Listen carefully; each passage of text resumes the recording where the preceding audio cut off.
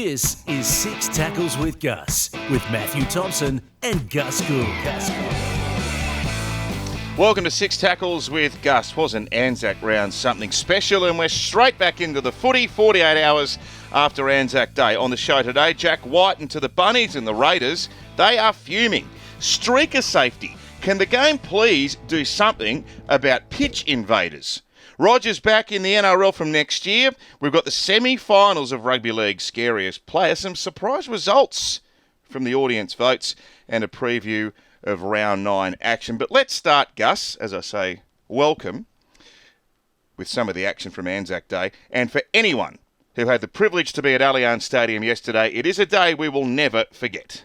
Yeah, it was a special day. I nearly did a pooper valve. What a great game. Extraordinary game. Unbelievable game. Wonderful atmosphere, wonderful occasion, and matched only by the brilliance of the football, the two teams. Very, very close. Great emotion. We talk about, and look, it becomes a bit cliche, you talk about emotion on ANZAC Day, but it was very, very moving yesterday. And ANZAC Day games, these traditional games, are always emotional, but I think the new stadium had something to do with that. It captured everything. And I just want to say congrats to all our armed forces who participate in ANZAC round in conjunction with the NRL. They made it very special, and I think yesterday was one right out of the box. It's brilliant. I think it's humbling to see the way that our country embraces ANZAC Day. I mean, I remember many, many years ago, people were wondering, well, what happens when the old ANZACs are dead and gone? You know, and it's been over 100 years now, and how would we celebrate? We wouldn't have the old... When I was a kid, it was a big thing, the ANZAC Day march, you know, down the main street of Sydney, and it would be on TV and live TV, and you know, people would go down and line the streets for all the old soldiers, and then it was the soldiers, you know, families that would march in their honour, and as time goes on, you wonder whether or not ANZAC Day would be celebrated the same way. What's pleasing now is how many young people have embraced the story of ANZACs and understand what it meant to this country, and the way they celebrate it. It's celebrated differently these days, but so much better, and it's very humbling the way our country does it. It's the most important day on our calendar, and as I said, you know, one of the great things about ANZAC Day is to celebrate our freedom, and in Australia, the best way to do that is to go to the sports, go to major sporting events, and one of them is the Rooster versus Dragon ANZAC Day game. That stadium is brilliant. It is 10 times better than the previous stadium they knocked down, and we had some games at the back end of last year when Roosters played Rabbitohs and a couple of local derbies and finals that were outstanding, but that was extraordinary yesterday, the atmosphere in that stadium. The sound just goes through you. We kept, in our commentary box, there's a glass window there that sort of keeps you isolated from it. We found a way to open it yesterday, so we actually felt like we were sitting in the crowd, and the crowd was tremendous. It really was. And Freddie mentioned during the call, it'd be great to have an Origin there. It won't happen because of the capacity, but could you imagine that? Or a grand final? Wow. Well, they take Origins to smaller grounds than that. Good point. The game itself. Just saying. Hashtag why can't they just saying. Yeah, why can't they have one at Homebush and one at Sydney? It's all about the folding, isn't it? Do you think New South Wales will ever get 2 home games again, ever? No. Or Queensland too. Eh? Queensland too. Queensland had 3 in a row a couple of years ago. They did. Queensland invented a pandemic to get all 3 games. Hey, the game itself, how are these teams going to back up this week? Now, you know better than anyone how physical the NRL is. They bashed each other for 80 minutes. Yeah, in both games. Yeah. Even the Warrior Storm game was very physical and counter too. Now, that was extraordinary yesterday. A real battle, and I'd imagine deflating. There were no losers. I know the scoreboard favoured one team by a point at the end of the game, but there were no losers in that game. It's not as though Dragons fans would go home feeling they were losers. The whole discussion leaving the ground was the Radley sin bin. I can't tell you how many people came to me and said, why? We'll talk about it later. We'll talk about it now. We're going over the game. So he's been charged with a grade 1 careless offence. Yeah, lowest range. Now, look, the bunker has access to a whole gamut of camera angles that we don't get the opportunity to see in the commentary box. So I can only suspect that there was an extra shot that the bunker saw that shows some minimal contact with shoulder to head. Otherwise, it was a head clash. If there was, it was secondary, incidental, and had no effect on the end result. Excuse me. It was a head clash. And there is now an admission from the league this morning because they've given it the lowest of low charges. It's a monetary fine. Only his record has exacerbated the size of that fine because he has a poor record, so that's obviously going to help. But it certainly was not a sin bin offence. You know, you've got a game that's in the balance there in front of however many people, a full house at ANZAC Stadium and a big audience at home on your game's most important. It's ridiculous that a referee would find reason or a bunker would find reason to send a player from the field at that stage of the game for that incident and get it so wrong. This is a dangerous question, but I'll let you answer it however you want. James Tedesco said to the referee, Adam G, yesterday, if it wasn't Victor Radley, he wouldn't be in the sin bin. Is he right? I would imagine it feels like that. It would feel like that to the Roosters and it would feel like that to Victor Radley. And sometimes you do feel as a club as though you're being victimised because you see similar instances from other players at other clubs probably go unchecked or not treated in the same way. It probably feels like that, but that's frustration at the time. What I'm saying is the incident itself did not in any way, shape or form deserve a penalty, let alone the bunker intervening and sending the player from the field on report. That is ridiculous. And this is the frustration with it all. Now, this morning, they'll say, oh, well, he's been charged. Well, he's been charged with the absolute minimum. The absolute minimum that you can charge someone, a careless high. And even that, I think that's wrong. I don't think he's been careless, and I don't think he's hit him in the head with his shoulder. It was an accidental head clash, which, as I've said many times, we see more and more of it because of the tackling styles we have to implement in the game. Victor Radley's an aggressive, strong young player. The coach, Trent Robinson, said sometimes, I don't know if he said he was targeted, but the spotlight is on him because of his aggressive nature. He said as much as he was targeted, and then he corrected himself later. And he's saying what I'm saying. It feels like that. Yeah. It feels like that.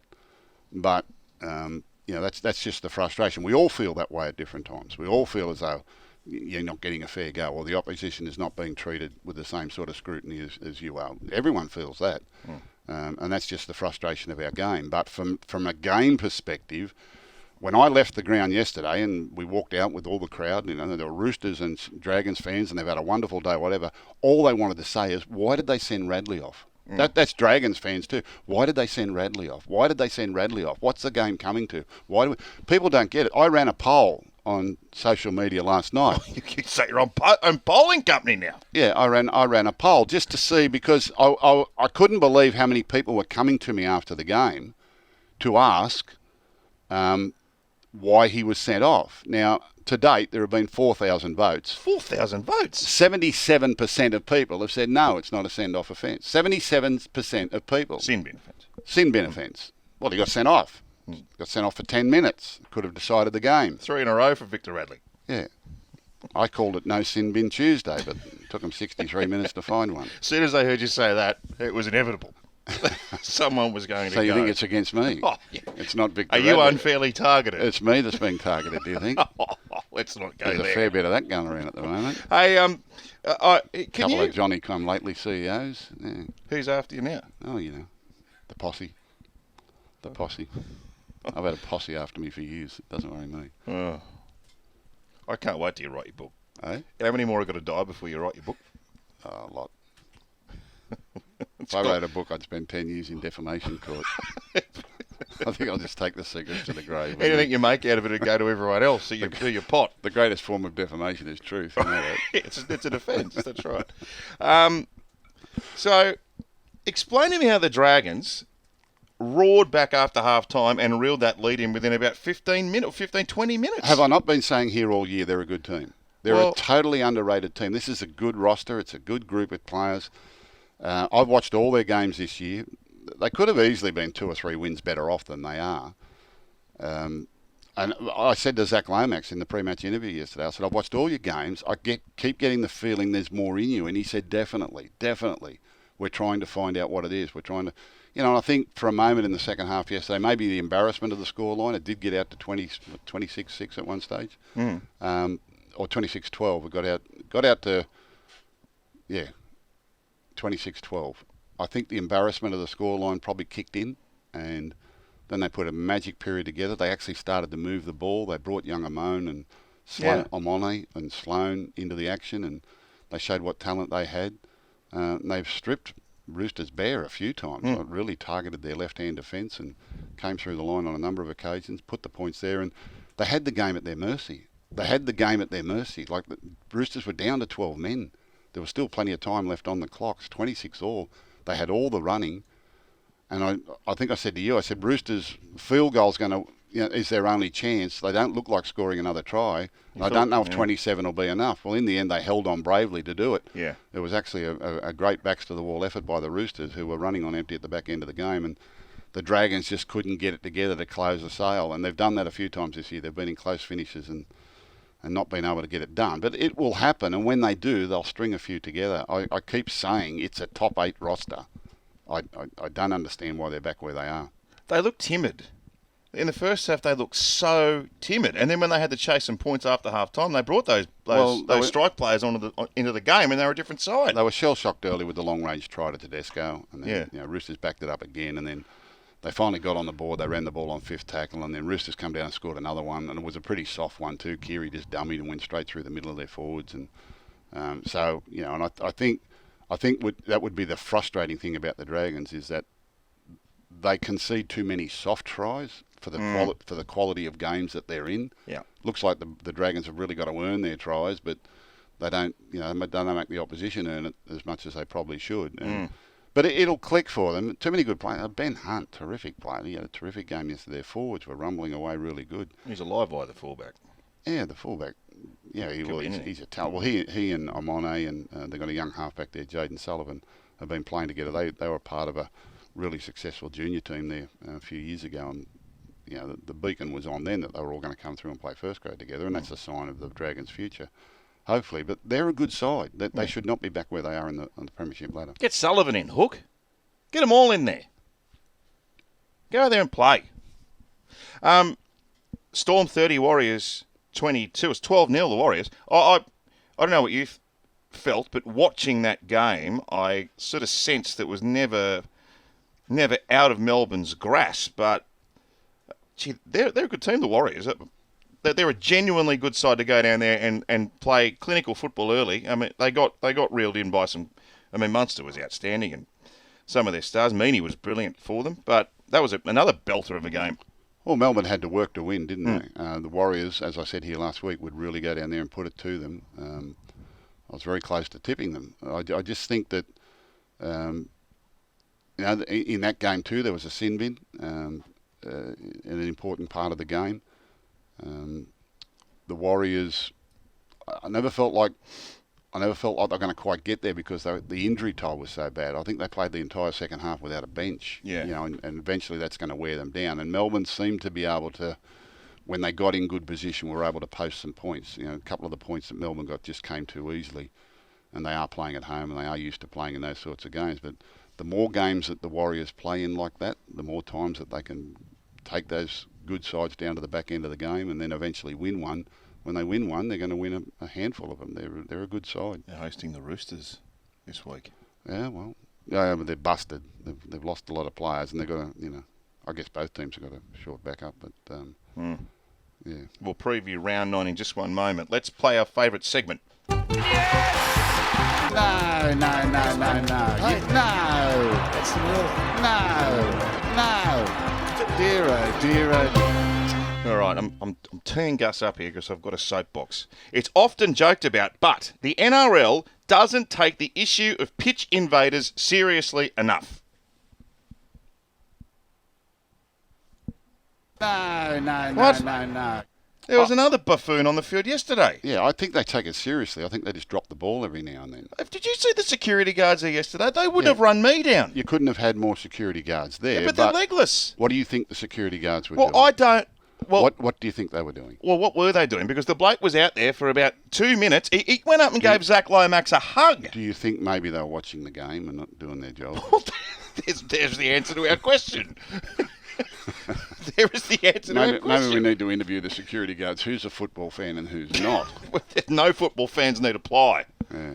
But I remember, back in the early days, everyone used to evade the pitch at full time. Like people would go out there full time, all the kids would jump onto the field and run out there, and they'd steal the corner post, and they'd steal the football, and anything could have happened. You know, we've had incidences around the world where athletes, you know, tennis players and soccer, people have been attacked. You know, well, this is my concern. Yeah, it's terrible. You can't allow it to happen. And here we have a state-of-the-art stadium, and people can still jump the fence and get onto the field. Like, where did he come from? I don't know, but he look for a streaker to be able to get on the field and go up and hug. Might have been player. A security guard who took his gear off.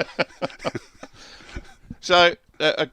Well, Matt Russell from Fox is a good friend of mine. He was on the sideline yesterday, and he said when the security guards eventually got this bloke, who looked like he had 1,000 schooners, so it wasn't like he was running down James Tedesco in full flight, they didn't even restrain him properly. He nearly broke out of the security guard's tackle, and the supervisor had to yell over to try and restrain the guy. Now, I can't remember, but I think it was last week, maybe the week before. I think we may have been at a core. There was another palooka who got on the field and ran around for about 3 minutes. Something bad's going to happen unless we stop this. It happens everywhere, mate. It doesn't just happen in rugby league. It happens all over the place.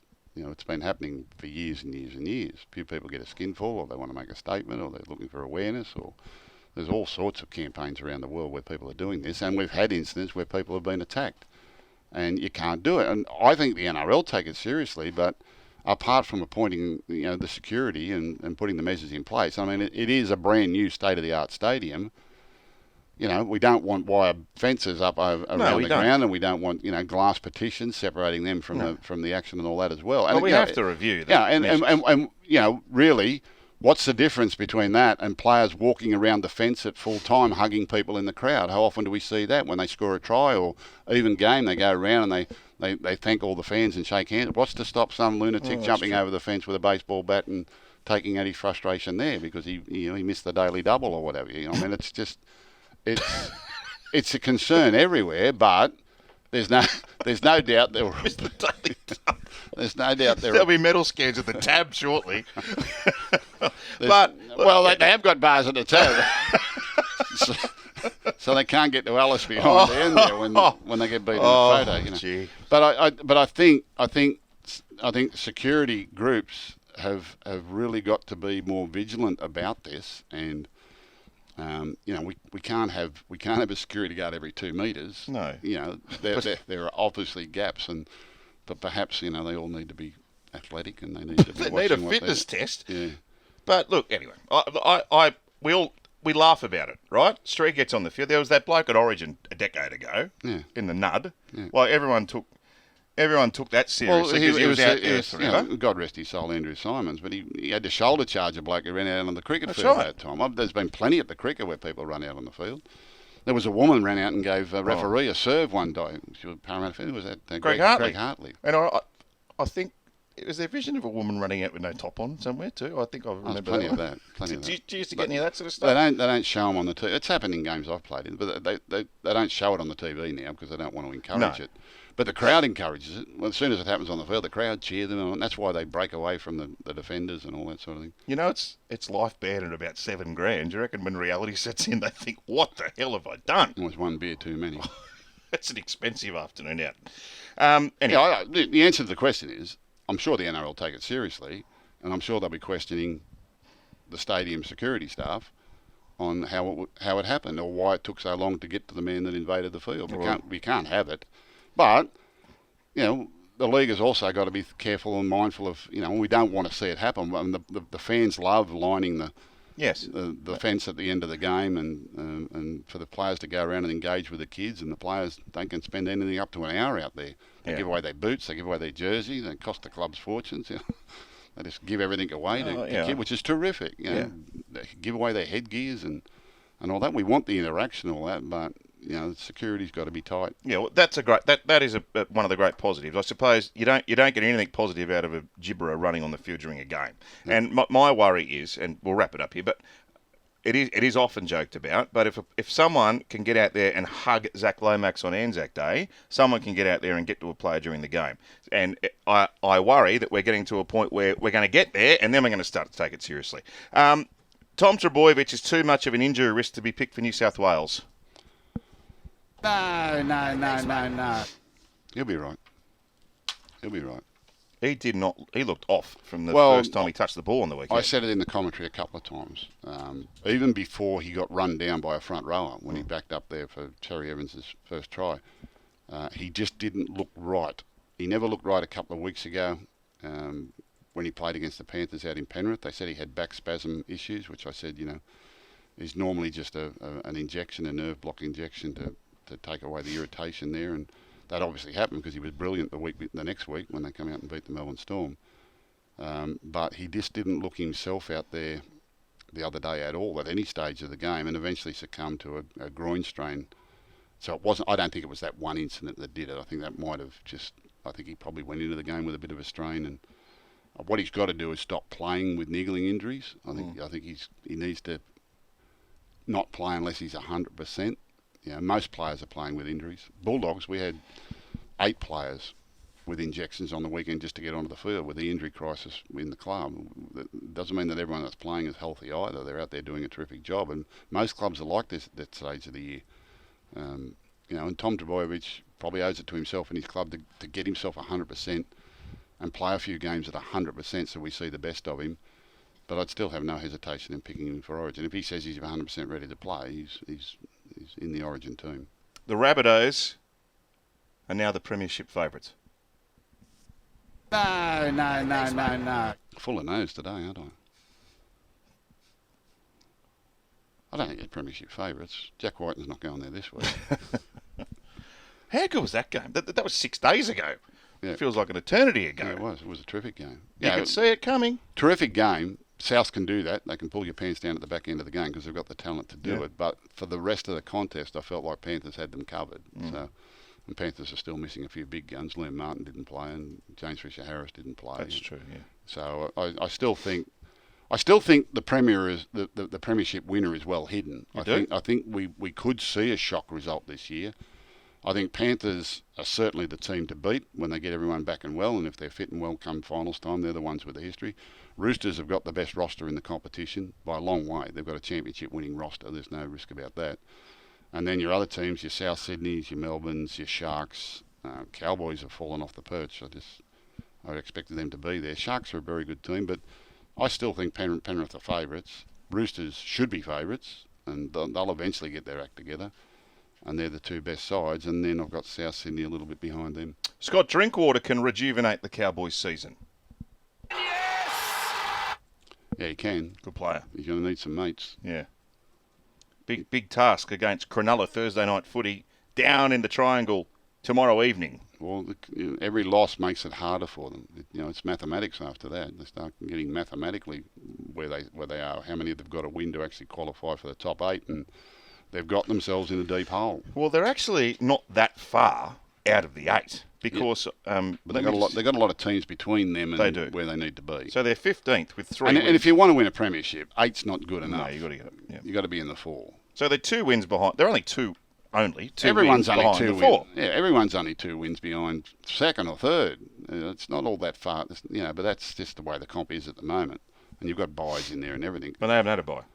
Yeah, so look, Cowboys need to win some games, and they're going to have to start beating some teams maybe that they're not expected to beat. Like they'll go in as underdogs this week against Sharks. They need to win this one. They need, to get their season right on track, they need to win this one. They snuck home. They snuck home against the Knights. Yeah, they won. Yeah. They need to back that up now and win away from home against a quality side and make up for some of the others that they've lost already. Yep. All right, that'll be a cracker. Really, really good game, that one. Cronulla, North Queensland. Live and free here on 9. Let's talk about a couple of the big issues this week. Now, Jack Wighton, we said last week, looks like Souths is looming. He's going to the bunnies. The Raiders are apparently not happy. Was that a little wedge into the green there? You're practicing your golf swing. Yeah. So Canberra lodged their contract offer, $1.1 million, and now Souths. We understand this is all. It's been reported. $800,000. So he's going to forego $300,000 a year to link up with Souths and play in the centres. Now I want to ask you this whole thing of market value. The NRL wants players to be registered on the salary cap at market value. How does the NRL work out what market value is? It's very, very rarely that ever comes up. It's very, very rarely that they actually do that.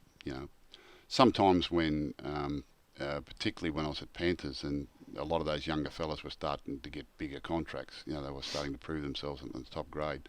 And I'd go to them and say, well, what do you think this player's worth? What do you think that player's worth? And we're about to do a long-term deal with Nathan Cleary. What do you think that's worth? You know, and get a benchmarking. They put out a benchmarking thing to all clubs every year, what everyone's spending on their top 5 players, their top player, their top halfbacks, their top fullbacks. There's a benchmarking model that goes out to all NRL clubs, supplied by the salary cap auditor. Right. They don't necessarily say who the players are, but there's a benchmarking. You know, so if you've got an Origin class back rower, or a back rower, a rookie, or a back rower that's had 50 first grade games. There's kind of like a benchmarking for that.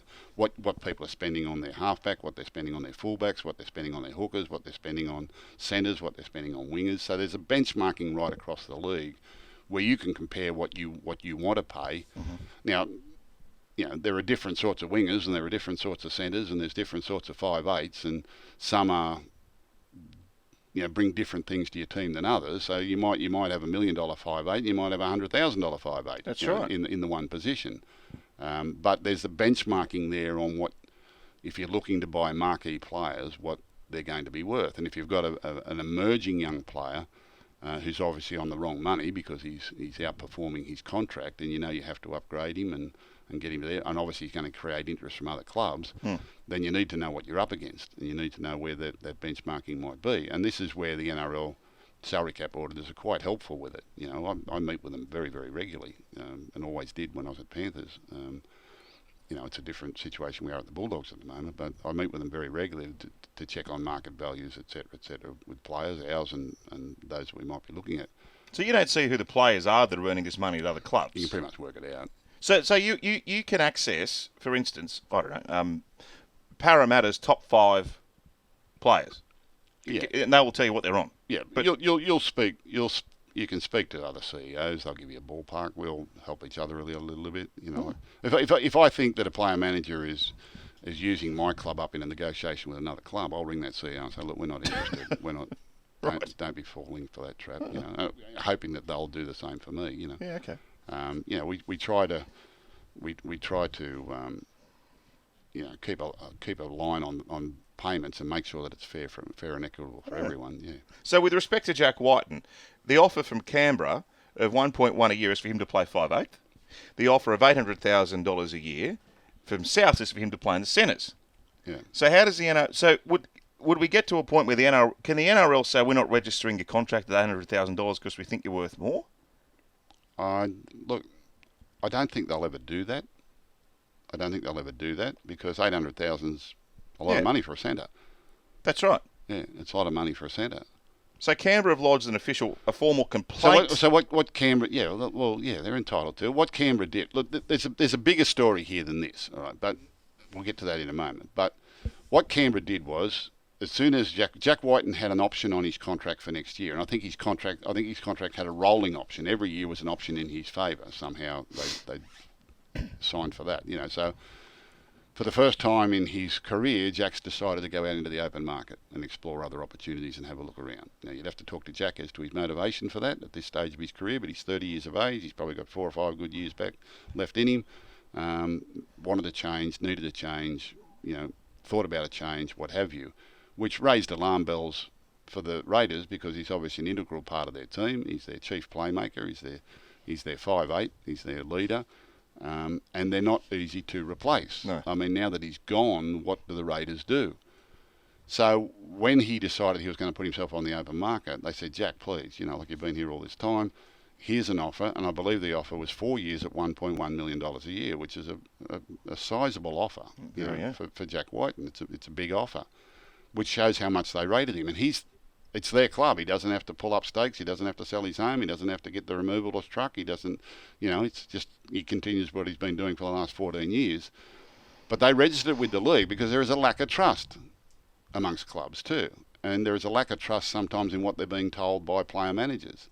And there is a lack of trust around the incidents, and I don't think it's as prevalent today as it was, you know, many years ago, but around third-party sponsorships and our money outside the salary cap. I think a lot of that has dried up and gone away. It's not as prevalent as what it was. But the Raiders wanted the NRL to know we're in 4 years, 1.1 million. Now, Yeah. if he suddenly turns up with old mate down the road and Yeah. is signed for $600,000 or $700,000, we want to know why. All right. Yeah. Now, I don't know what the South Sydney deal is worth. I don't know what they're paying him. It's only speculation. This 800,000 that he's giving up 300,000 a year. He's giving up over $1 million if that's correct. But I don't even know if that's correct. I don't know if that's right. And if he moves to Sydney, there may be other commercial opportunities for him. He has access to greater third party than Canberra, one would think. Well, he's got access to greater, and this is in sports all around the world. I mean, sports all around the world. If you play basketball for this team, we'll give you $30 million to wear our boots. If you want to play for that team, we'll give you $80 million a year to wear our boots. It's just how sponsorship works and how markets work. If you're in Sydney, there are greater commercial opportunities for marquee players, and he's a marquee player. He's an Origin player, a Test player. So whether or not he factored that into it, I could take less money if I played in Sydney because commercially I could set myself up for the future. I don't know what he wants to do to life after football, whether he intends to go back to the country. I believe he's a country boy and he wants to go back and hobby farm or whatever he wants to do. Well, he's sweet with Latrell. I mean, I think that's a big motivating factor in it all from too. Well, I think they're related. Yeah. I'll stand corrected, but I think they're related even as much as being good mates. And if the motivation is to win a premiership, as I said to you, if his motivation is to win a premiership, right, which is a worthy motivation at this stage of his career because he hasn't won one, then you've got to go to a club that's in a position to win a premiership. And if you're going to go to that club, they're not going to have $1.1 million for you because they've already got marquee players on their roster.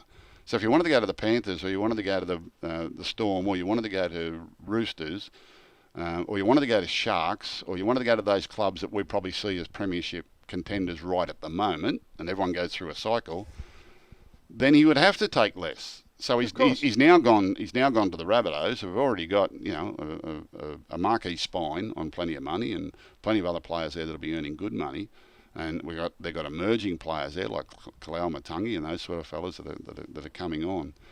So I said they wouldn't have $1 million for him. But I don't know what they're going to pay him. I don't know what the deal is. I'm sort of thinking. But the Raiders are entitled to ask why, and I guess the NRL is entitled, just for transparency to the fans, to say, well, if a marquee player comes off the thing at the Raiders, why is it they always end up at the Rabbitohs or the Roosters or someone like that? Well, there are probably 10 or 12 other clubs out there who would love to have Jack Wighton, would love the opportunity to free up $1 million in their salary cap and help them get out of the cellar and help them get out of the bottom of the competition. This comes back now to what am I going to say? Draft, trade windows. The movement of players between NRL clubs has been flawed in history, right throughout history. We've never ever negotiated this back with the Players Association. Every year we've done 4 or 5 CBAs in a row now and have never once tried to negotiate what is in the best long-term interest of the game, which is a draft system or at least trade windows about the movement of players between clubs. The draft system is the fairest and the most transparent. We need to set our country up and our development system up for this, but there is no risk in the world that if a player like Jack Wighton, and this I said this years ago, when other players have moved clubs, marquee players, there's only a few clubs they'll go to. All right, they just don't suddenly land a team running last. The team running last has got to pay an absolute fortune over and above their value to get them into to get them in. All right, which undermines the salary cap. Which undermines their salary cap and will eventually hurt them down the track. Yeah. So the whole system is wrong. All power is with the player agent. All power is with the negotiating player. There is nothing being given back to the game, and we've given them everything. There's nothing else to negotiate to get that back, when clearly it is in the best long-term interest of the game. The best long-term interest of the game for there be to a draft or very strict trade windows. It works in every other professional sport around the globe. But suddenly rugby league, we can't. Our rugby league players won't agree to that. That's just total irresponsibility. It's greedy. It's not responsible. I think the fans agree with you. So how would it work? So you'd have so if Jack Wighton say he's decided at 30 years of age, I don't want to play with the Raiders anymore. All right, he's a free agent. I can go wherever I want to do, or however free agency works. There are plenty of salary cap models around the world, and it's all very intricate how he does. But he says, I don't want to stay at the Raiders. I want to put myself on the open market. Yep. All right, so I put myself into a draft. And I say, I want $1.2 million a year, and I'll go to the first club that gives it to me. So we start at team number 17, who's ever running, or 16, who ran last year? Who got the Tigers. Tigers ran last. Tigers get first pick. Yeah, but Do you want Jack Wighton for 1.2 million? Yes, please. so he has to go. He has to go. Well, no, they're not going to go for that, are they? Eh? They're not going to go for that, are Well, they? then it stops them leaving their club. Huh. It stops them leaving their club. So they haven't revisited this because of the litigation from 2 decades ago, have they? Wasn't Well, it was deemed illegal. It was deemed as restraint of trade. Restraint of trade. Yeah, and probably was. It was brought in conjunction. The salary cap and the draft were brought in conjunction together, right, to control player payments, all right? And the draft but the draft is illegal everywhere. Yet every other major professional sport around the globe has got a draft system. Why? Because they negotiated it with the Players Association or whoever represents the players. There were concessions given to the players in those codes for other benefits that they get, but in the best interests of the game, right, there had to be a control over the movement of players in between clubs, franchises, or whatever they're doing. The only one that's unrestricted, I suppose, is the EPL, where they've got, they pay astronomical amounts of money. Other ones are across there, but draft systems and salary caps go hand in hand. So is there a model that incorporates a draft that would facilitate for someone like Wighton to be able to go to a club he wants to go to? I think you'd have to do one unique here, and then but Wighton might qualify as a player, as a free agent, because he's had such long service in the game. There's all sorts of concessions for these types of things, but. Basically, what about a trade window? Can you explain? So everyone's heard about the notion of a trade window. What's the ideal scenario? Trade windows are ridiculous. I mean, that's just. But isn't that what did you not say that would be part of the solution too? Well, it's part of helping the fans get across the fact that they're losing players, and when the announcements are made, and signing players 12 months out, and knowing for 12 months the player's not coming. You can only do it at certain times of the year. They do the deals outside the trade windows, but they're only ever announced during that time. It's like when the old June 30 deadline used to be in, then the 1st of July they'd announce suddenly all these players had signed, It had all been done prior. So what would happen if, under a draft system, if Roger Tuivasa-Sheck wanted to come back to rugby league? He goes in the draft. Puts himself on the draft to come back. So that could potentially influence him to stay in rugby union. Might. That's an external draft. It's for players that are not playing in the, which is all your junior rep players and all your young players coming through the system. So there'd have to be some sort of hybrid model. Yeah. You have to do one unique for our game. Yeah, right. Unique for our game, but it can be done. Yeah, but Jack Wighton's he's chosen to go to South Sydney. They'll say that's his right, that's his choice. He's earned the right to do it. South Sydney have freed up the salary cap space, obviously, to do it. The Raiders are unhappy because their marquee player's gone.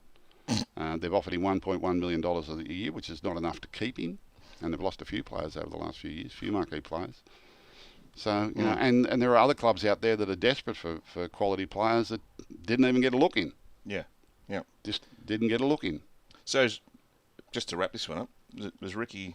Ricky was thinking about a clean-out. Does this kind of force his hand now? I don't think he was the one who was going to be on the end of the broom, mate. Jack Wighton. No, but I'm saying now that he's gone, that's a huge chunk of his salary cap. What does he now look to... It gives him plenty of money to spend, but who's he going to spend it on? Well, I don't know. Yeah. He's not going to fill in a 5/8 on the market, is he? Yeah. I mean, for the benefit of the game, all that's going to do is make South Sydney stronger. They've been in the last 5 or 6 top fours, and I suppose they're in a different competition. They're competing with Roosters and Panthers and Storm and those teams at the top. Everyone else is in another competition. We're all down there competing, trying to get out of the cellar. It's just the players that you can attract and what you have to pay, and you have to pay. The teams at the bottom have got to pay more to get the same quality of player, and they probably don't get to talk to the upper echelon. Some clubs don't get to talk to the upper echelon, depending on their relationship with the manager. Depend who manages your coach. Depends, there are managers out there that manage a coach and then shift all their players towards that club. And but the whole thing's wrong. The whole system's wrong. It could be so much better. And then you don't get situations like this. This is a thought bubble. What about an idea that if you finish in the bottom 4, should you be given extra salary cap space? I don't think extra salary cap space, but you get that through your draft choices, and draft choices can be negotiated. Like when the AFL set up the GWS in Sydney to set up a new franchise, they had I can't remember the number. I don't follow it that closely, but they had a number of first-round draft picks over and above everybody else, that they were able to set themselves up that in 5 years they would be successful. Draft picks of kids come outside the NFL, outside the AFL ranks at the time that they would bring. They went out and bought all the best kids they could possibly do. And I think 3 or 4 years later played in the grand final, didn't they? They were pretty good. So it's, I think that's I think for the long-term benefit of the game, I think it's in the game's best interest. Sometime it'll take them a decade to bring it in. I'm saying to them, tell the 12-year-old kid today, right, the kid that's playing in under-12s today, that if you're going to be an NRL player, you won't play until you're at least 20 years of age, and your entry into the NRL will come by way of a draft. And you set up your development systems and your systems like that to make that happen. The league pays for all development. The development is done in certain ways. The system at the moment, it's very, very hard for the bottom clubs to get the best players at a reasonable price that doesn't affect their salary cap, and they'll go out and overextend for a player because it keeps the fans happy, it keeps the sponsors happy, but it doesn't necessarily guarantee that you're going to get the results you're looking for. Very interesting. That's why I've always taken a long-term approach to it with development. But in this occasion, Jack's made a decision for himself and says, well, I'm going to take less money and go and play where I can win a premiership. And they could well do. They could well do. He could be the icing on the cake. No risk about that. All right, a couple of Ask Gus questions. Daz at 20. From your conversations with your young players at the Bulldogs, is there a genuine surge in interest to play for the likes of Samoa and Tonga at international level? Yes. I think the World Cup and what those players from Samoa and Tonga have done in the last few years has got all kids thinking that way. Yeah. Which is a positive for Big international positive. rugby Big league. positive No for doubt. international rugby league. Well, I don't think it should preclude them from playing Origin, though. I agree with you. Will Latrell Mitchell be as successful as Greg Inglis by the time his career is over? Asked Johnny James. Tracking all the same way, aren't they? He's a dynamic player. Two different sorts of players, but I think we're going to remember Latrell Mitchell in the same breath as a Greg Inglis or many other great players in the game. An old mate asks, "What old mate? Old mate. Really? Do you still agree with? Do you still agree with the 6 again rule? He's never agreed with it because of the subjectivity. Yeah, I don't agree with the way it's applied. I think it's too pedantic, the way it's applied. I like it in certain instances. I like the fact that it keeps the game moving, but referees are not accountable. They're not accountable for what they've ruled the 6 again on. And sometimes it's very, very pedantic. And people at home are watching the game have got no idea what that was for, and why they gave that penalty. And that's... Mate, what about the people at home? What about the bludgers in the commentary box up the time? We got no idea either. We just hear the buzzer, but we just know, well, something must have happened. So ruck interference. You get that stupid ruck on the. It's like a train station. It ruck is. Is it the same guy? Offside, 10 metres. Ruck the next interference. Train on platform 3. Ruck interference. Markers, not square. I always thought we should get Rabs to do the station announcements. You know the GPS you use in your car to give you directions and all that. Bloke wanted to get Rabs's voice on the GPS. Can you imagine driving around Rabs giving you directions? Don't go that way, you imbecile. You imbecile. Go down the dead end and tell the copper that I've told you to let you through. There's a nice little restaurant around the corner here if you want to stop off for a feed. Oh, dear. There's a documentary on Ray Warren's trips to football grounds, but that's another story. 6 tackles trivia. Luke Keary kicked the winning field goal yesterday. Before that, who was the last player to kick a field goal in the Boxing Day, in the ANZAC Day fixture? Quarterfinals of Rugby League Scariest, man. Have a guess how many votes we've had. Over 70,000. 70,000. You said this was an ass, this little topic. Well, read the numbers, bro. People have got to get a life. So, these were the quarterfinal matchups, and I have to say... What happened to your trivia question? Oh, yeah, I forgot about that. Do you know who it was? What was the question again? Forgot about the trivia. Luke Keary kicked the field goal yesterday. Who was the last person to kick a field goal on Anzac Day? In the Anzac Day test. Yeah. In the Anzac Day game. You didn't listen to the question. Mitchell Pearce. Mitchell Pearce. That's why he wanted me to go back because he knew the answer. That was in 2017. Over 70,000 votes. Now, I'm staggered by this. 70,000 votes. 70,000 votes.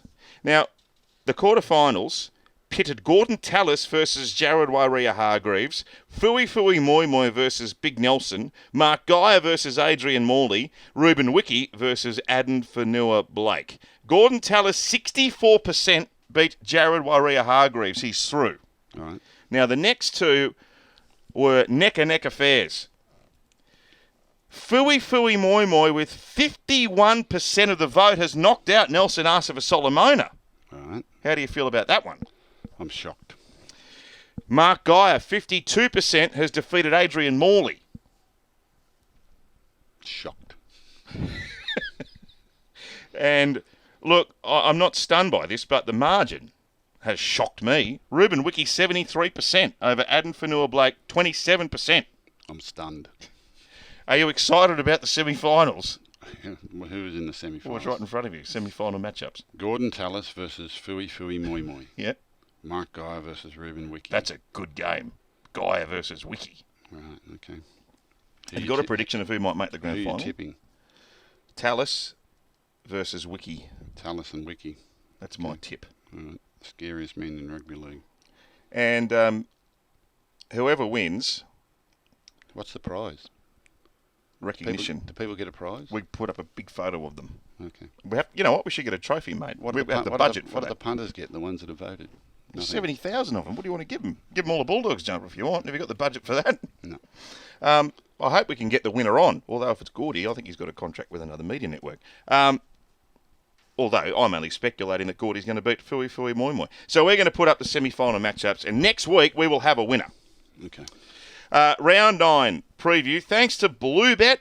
What are you really gambling with? For free and confidential support, visit gamblinghelponline.org.au. 48-hour turnaround from ANZAC Day into Thursday night footy down at PointsBet Stadium. Sharkies versus the Cowboys. Same 17 for Sharkies, and I think it's pretty much the same for the Cowboys. So a bit of stability for both teams. I reckon this will be close. Do you? You don't? $1.27 Sharkies, 3.80 Cowboys. I think Bermuda Triangle gets the best of the Cowboys. I think Sharks win. Friday, 6 o'clock. This is an intriguing game. Parramatta, $1.40. Newcastle, $2.95. For Parramatta, Sean Russell's into the centres because Bailey Simonson's out. Hayes Dunster's in on the wing. They've lost Regan Campbell-Gillard. So Widamu Greg resumes that role which he played earlier in the season as starting prop. And same 17 for Newcastle. They could not have said that at any stage this year until now. Yep. I'm balking here. I don't think there'll be much between these at all. I'll tip Eel, but not with any great confidence. I think the Knight can beat them. What a game this one is. Friday night footy. You see it live and free here on 9 from Suncorp Stadium. The Broncos versus South Sydney. Corey Oates is out with a knee. Jesse Arthurs is back. Jock Madden has come into the team because there's no Ezra Mann because of suspension. That's a big loss. And Payne Haas is out. Ooh. Tavita Totola comes back from injury for Souths. Hame Sele to the bench. Yep. Rabbits special. They're big losses, aren't they? Yep. Man. I think the Rabbitoh win. Raiders versus Dolphins. This one's in Wagga Wagga, McDonald's Park. Great to see them take that game back to Wagga Wagga, one of the great heartlands of sport in Australia. Raiders $1.58. Dolphins $2.35. Ooh, it's been a pretty frosty old reception in Raiderland this week. Jordan Rapiner is back though, and Kenny Bromwich returns from a one-game suspension, so Big Herman SASA goes back to the bench in the only change to the starting 13 that produced the 28-26 comeback.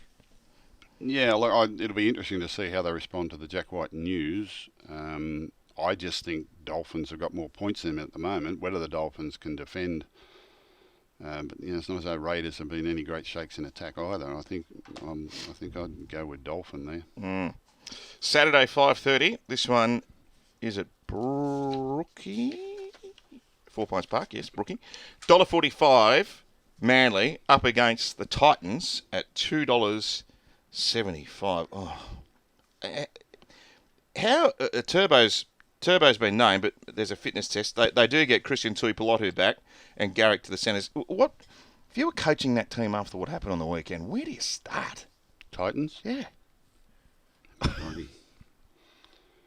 Crikey, I don't know how you bounce back from that. They probably will. I'll go with Manly at home, but yeah, it'll be interesting to see how the Titans react out of that one. Saturday 7:30, Panther Tiger. Bathurst. Panthers. Good game this one too. Early game Sunday 2 p.m. Warriors $2.65. Roosters $1.48. They've named their teams, but who knows what will happen. This one's over in New Zealand. Yeah, got a lot of injuries, the Warriors. I think Rooster will be too strong there. And 4 o'clock, Sunday down at Wynn Stadium, Wollongong Dragons $1.74, Bulldogs $2.10. Cole Flanagan's out. Josh Reynolds has been named at 5/8. Yes, he has. Major change there for the Bulldogs. Josh Reynolds deserves his spot. And Dragons, if they can back up what they did on Tuesday, they'll be very hard to beat, won't they? So it's a real test for the Bulldogs. It's going to be a risk, though, for all teams backing up from those two games yesterday. So, run through it. Shark to beat Cowboy. Eel to beat Knight, but no guarantee. I think Rabbit is special to beat Bronco. I think Dolphin can beat Raider. I think Sea Eagle maybe over Titan. Panther will beat Tiger. Rooster will beat Warrior. And hoping for the Bulldog. Okay. How'd you feel when the Tigers hit the front on Sunday? Yeah, well, you were the only bloke in the world to tip them. I wasn't surprised, but they just couldn't hold on, could they? Okay. Thank you very much. Great to be out there yesterday calling the game with you, and great to catch up again this week and enjoy the footy over the weekend. That's 6 tackles with Gus for round 9. Enjoy your rugby league. We'll see you next week. What are you really gambling with? For free and confidential support, call the number on the screen or visit the website.